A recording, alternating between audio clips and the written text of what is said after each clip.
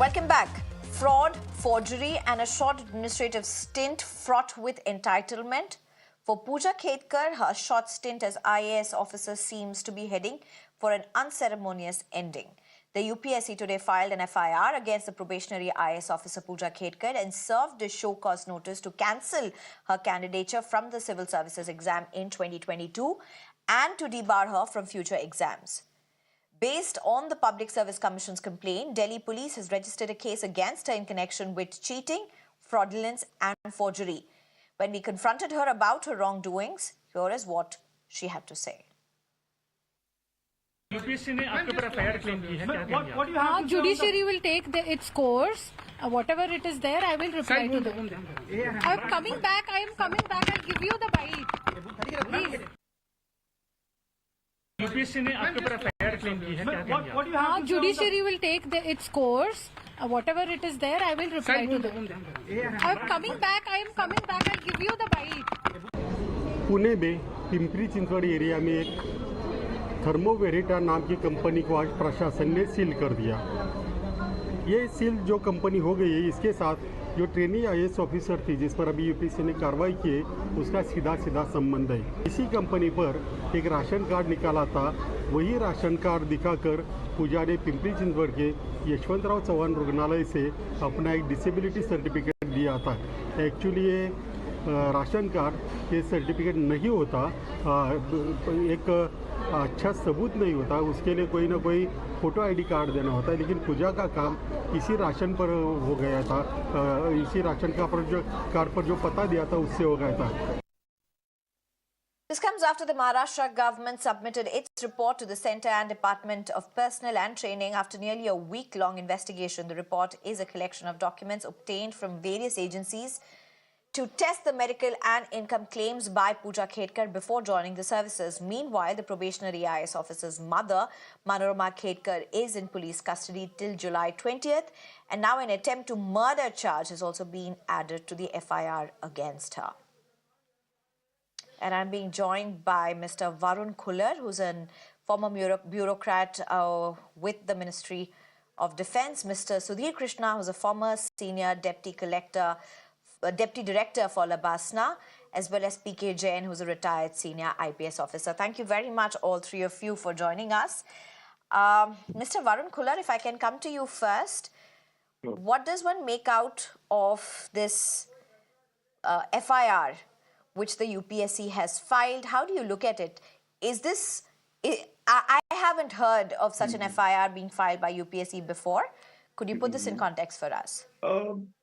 There have been cases before, definitely, about there was a case in this year when one person claimed to be another in ranks, right? This year itself this happened. So the FIR is basically based on the fact that she has, changed her name and taken, I think, more than, 11 attempts that overall, right? And, it's, unheard of, somebody taking so many attempts, right? Even with the PH, quota, etc. So she basically exhausted her attempts in general, and then she changed her name and then used the quotas, right? Using a different identity.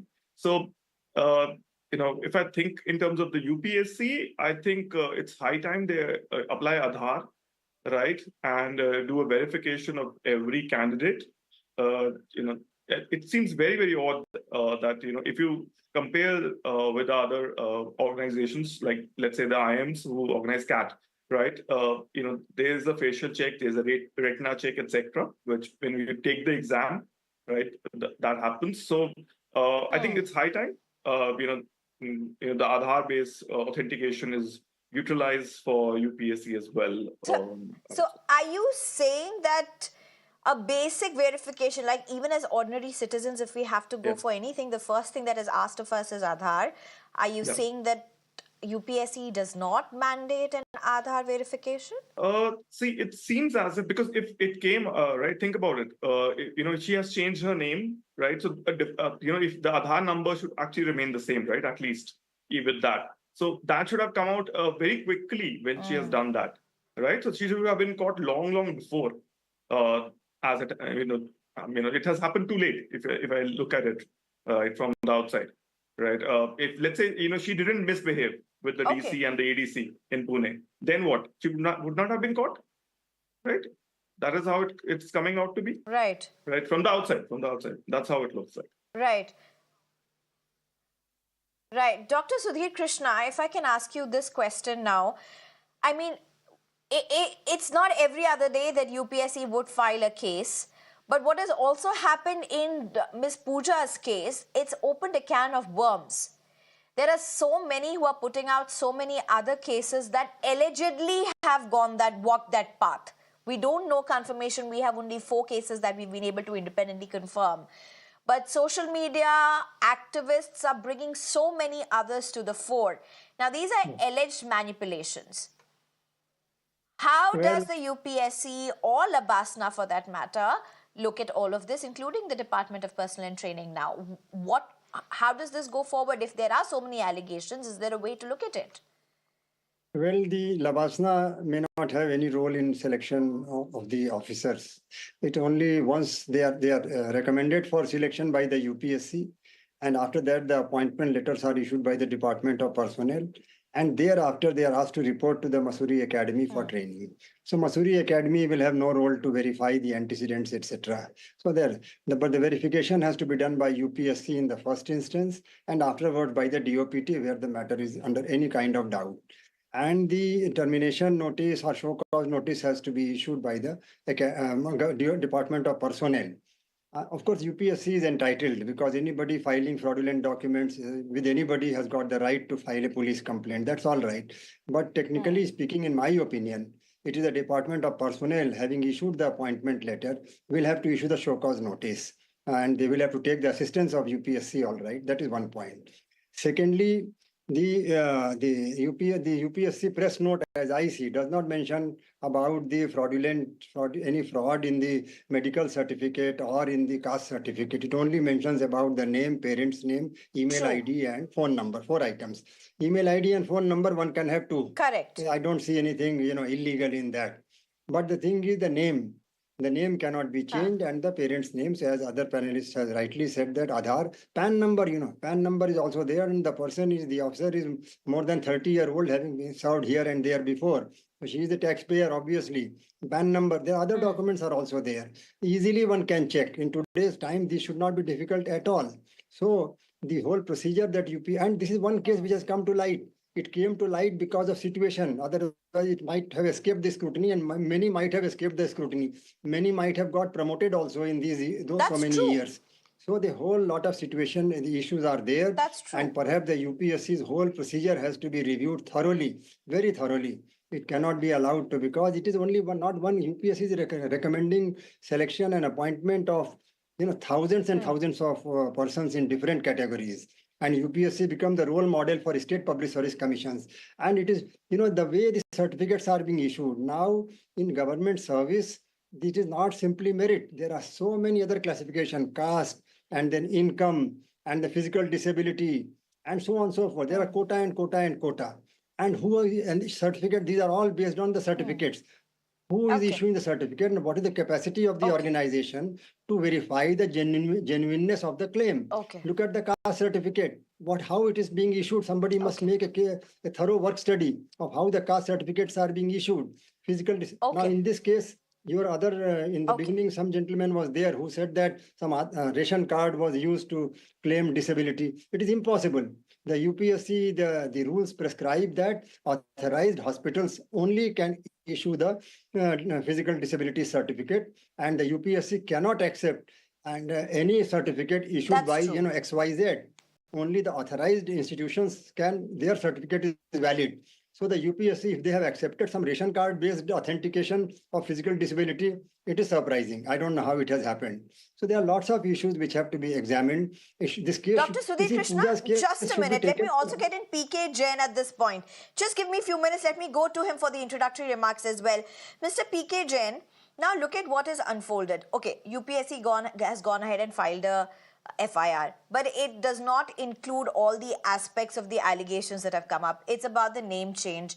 It's not about the various medical certificates that seem to be in contrast to what the claims have been to what the reality seems to be, the way multiple medical certificates for disability were taken at different points of times for different exams. So many aspects to this particular case. PK Jain, you are a stalwart of an organization, of an institution like the UPSC, a product of that is under scanner right now. Has the UPSC and the Department of Personal Training failed? Because all of you, including you, I'm sure, as well as so many senior IAS officers that I have spoken to, say that there is very strict scrutiny that takes place. Multi-layer scrutiny that takes place is what we have been told in the past. That seems to just fall apart. Good evening, Sneha. Thank you very much for giving me an opportunity to express my views. See, Pooja Khedkar, we should be extremely grateful to her for bringing out these chinks in the system. She has been duping the UPSC and many other organizations. She got her medical examination, medical admission. Then twice or thrice she's joined some other jobs before she made it to this particular case in which she's now been finally caught. She's a serial offender.